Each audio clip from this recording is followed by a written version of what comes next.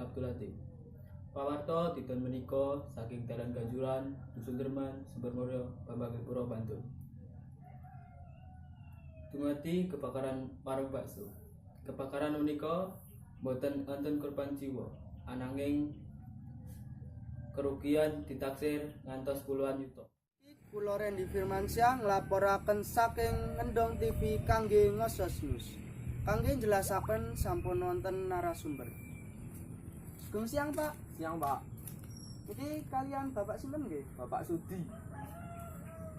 Kapan kebakaran niku kedadean? Kebakaran itu kejadian wanci jam 1 siang, Pak.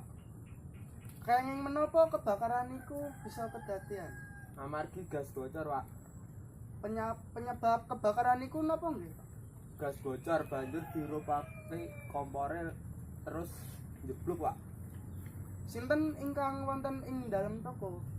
Oh, niku pas mboten enten pelanggan lan mboten enten korban jiwa, Pak. Awalipun kebakaran menika kepripun, Pak?